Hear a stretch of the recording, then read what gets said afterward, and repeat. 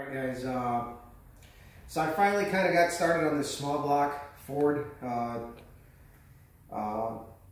and I kind of cleaned up the deck surface. It sat for a couple of years. It had a little bit of surface rust in the cylinders as well, but no pitting, nothing to worry about.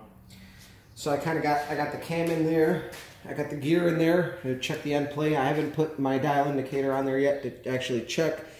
Guys are saying for these you usually want about 2 to 4 thousandths, or 4 to 8, about there. Same for the crankshaft thrust, which I'm also going to check, and then I'm going to degree the camshaft, and I'm probably going to have to do separate videos for checking the end play on the crankshaft, end play on the cam, and then degreeing the camshaft itself, which are 3 very crucial things for the lower end to stay together and everything to work properly. I did not assemble this short block, so I am going on the fact that the owner trusts the machine shop. Usually when I send anything to the machine shop, everything gets measured, clearances, as far as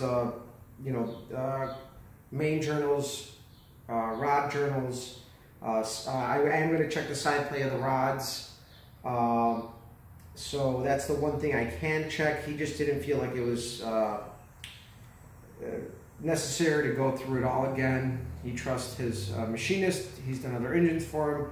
I'm just assembling this one since this was all acquirement of parts and stuff, and you can tell I got a mountain of parts over there which I have to go through and sort out, because this snowballed real fast in the last couple days. Today was kind of the first day and the first step of this build. And I guess it also gives me the time, the opportunity to tell you guys is that I am going to be hitting this page a little bit more heavy as far as the projects goes. I got those 2 transmissions I had talked about in the other video apart. It needs clutches, it needs parts and stuff that I really don't even put attention on that. So those 2 transmissions are going to go in the back burner. Essentially, pretty much there's going to be an entire transmission worth of scrap toss out, and I got all the good parts out of one for the BOP case, since I got a bunch of Oldsmobiles and Pontiacs lying around here. That's what we're going to use. And then in the next month too, I'm going to go to manual brakes on the olds. I got a manual master cylinder with a 1-inch bore. I'm going to the taller ball joints and doing used springs in the front end as well. I got to get my front end travel just right. Right now I'm at about 5 inches. That's okay. I'd like to have a little bit more, because having a little bit more front end travel will help me if I got rear suspension issues. But last fall when we left off, we were fighting the rear suspension. I didn't have any traction aids. I had stock control arms, stock uppers, 50/50 shocks in the back, some 442 springs with an airbag in the right rear, and that worked great up until we really started hitting it with a little bit more force when we went from a 2800 stall to a 3500 stall. Crazy how that changes the characteristics of the suspension, but we never really got back to the track. That engine got sold, which brings me to the next point also in that project, is we will be putting this engine in. I got to redo the intake manifold seal. Of course, my kryptonite is end rail seals. I always have to redo them twice. No matter what engine I've ever built, no matter how many times I've built engines, I always have to do end seals. So I do like to put them on the run stand, which is in pieces over there. But this engine has to get done first before I really hit anything. So in the next 2 weeks, my goal is to have this engine done.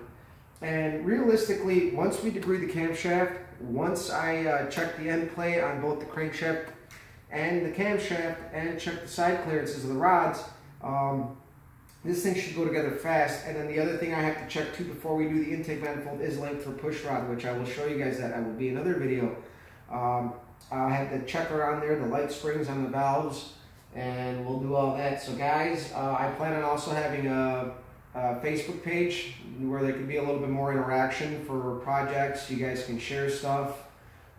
Big thing for me for wanting to do away from kind of my own personal Facebook and sharing work stuff is I kind of want to do away with the political bullshit, and I want to have more of a one-on-one with people who like to either follow projects, share their projects, get some advice. Over the years I've given hundreds of hours worth of advice and help to people, and I feel like this way I can kind of maybe even do videos to show you guys some of the stuff you're talking about. It's easier that way. I've spent hours texting back and forth with people, and sometimes you get lost in translation, in text, even on the computer, if I can do a video to show you guys stuff like that, you know, and there's going to be other stuff besides engine and transmission stuff. I do body work for a living, so we'll have some body work in here eventually. I can show you guys how to patch up some rust. I can do some fat work, show you guys how to shape metal. Done a lot of that. And some of the pictures that I'll upload eventually on the page, the Facebook page, you guys can get a feel for the kind of metal work I can do. I've do a lot of collision work on a day-to-day basis, so hopefully this is going to be the starter here for my videos. It will get better as we get better with editing and equipment. Right now we're working off of a fucking Samsung phone, so, and I do have the GoPro, but it's a motherfucking setup. And I will be more professional. I will not swear as much. And there's a beer back there, but we're not working at the moment, so I don't usually drink and work at the same time. Usually when I'm done, I'm putting stuff away, that's when I crack them open.